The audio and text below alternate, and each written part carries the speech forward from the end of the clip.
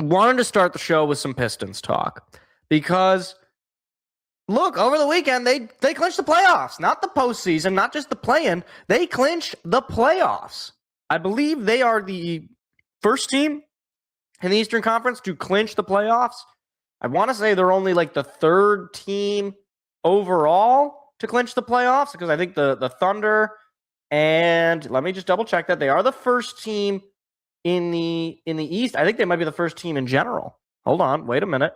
Yeah, they are the first team in general to clinch the playoffs. I guess the Thunder have clinched their division, and so have the Spurs. But that, I guess, doesn't count as clinching the playoffs. Maybe it does. I don't know. Does anybody even care about divisions basketball? Anyway, the Pistons clinched a playoff spot last weekend. Great. Cade must have been going off. He must have been. Oh, when I tell you that on Wednesday morning in the year of our Lord 2026, on what was it, March the 19th or March the 18th?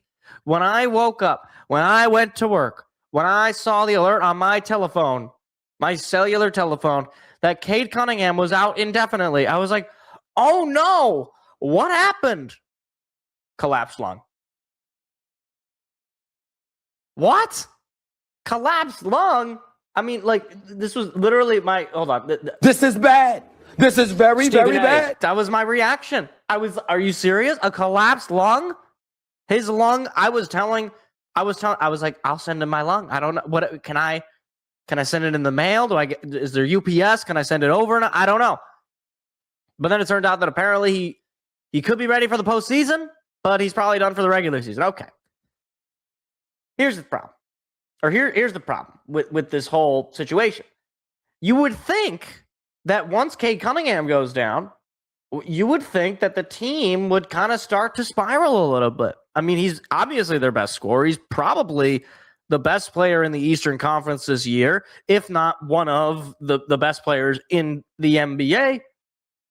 But since he went down, including the game he did go down, the Pistons are 3-0, including that road win against Washington and a couple of home wins against a Golden State team who, granted, is a corpse and no longer and no Steph Curry on that team, but a LA Lakers team that was largely healthy as far as its stars go, had Luka Doncic, had LeBron James. You know, the Pistons were down Isaiah Stewart, obviously already down Cade Cunningham, and they got an impressive win, an amazing win, I might even say.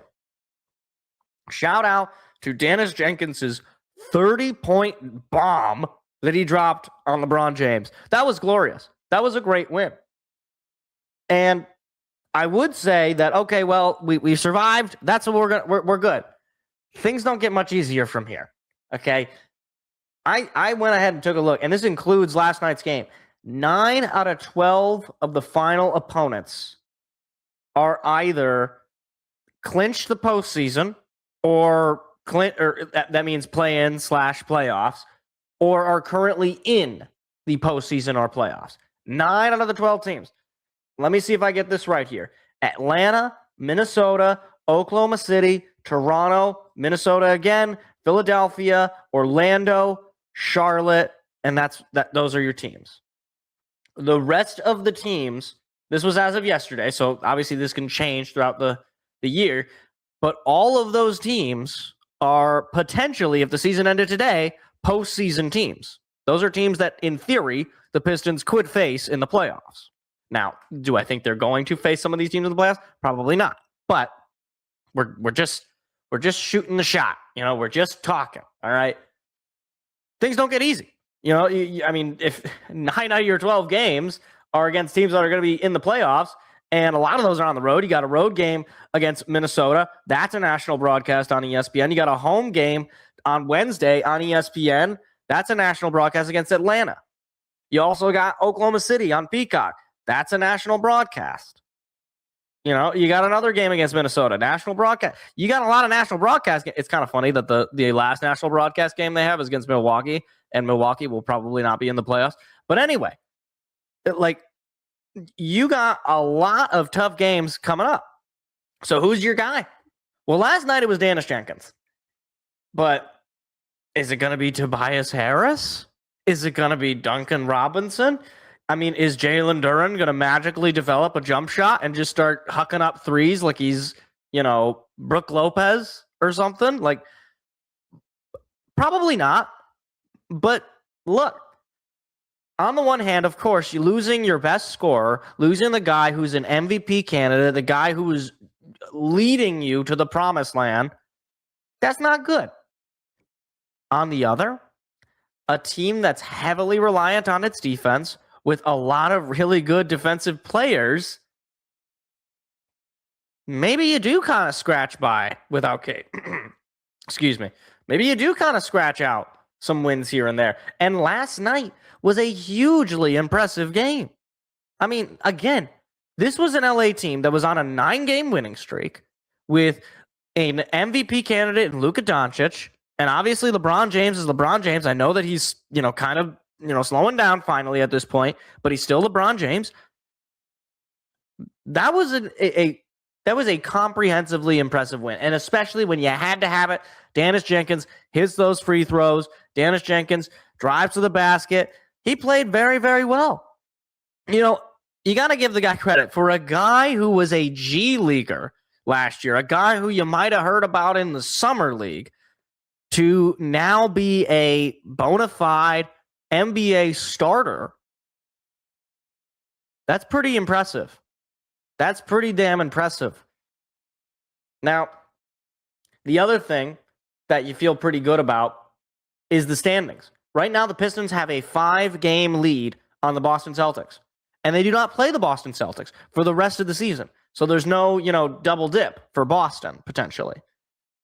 That makes you feel good. If you can hold on to that number 1 seed, if you can, maintain that, then once you get Cade back, you're going to be playing the weakest opponent in the postseason. You're going to be playing the 8 seed, whoever that ends up being with the play-in. And you're probably going to be able to get by them. And then you're on to the real playoffs. But that allows Cade more time to get acclimated, to, fully healed, or maybe even rest a little bit more. All of that is to your advantage. So it is integral in my mind if the Pistons do want to make a run here, if they do want to keep this season as a potential postseason success.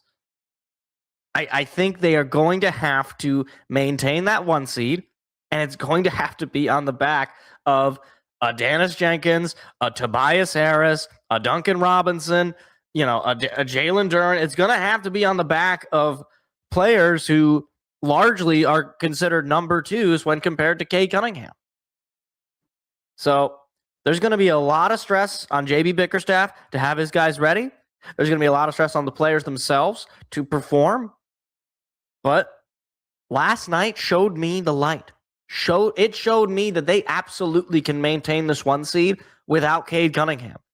And that is incredibly impressive for, once again, a team that just a couple of seasons ago was in the basement of the NBA. And right now we're talking about, can they get the number 1 overall seed down the stretch without their best player, Cade Cunningham? Postseason basketball is coming, and the Pistons are going to be in it. Just hope that Cade Cunningham will be a part of that. Hey, YouTube, if you like clips like that, hit the like, hit the subscribe button. We've got live shows every Tuesday night. Hope to see you there.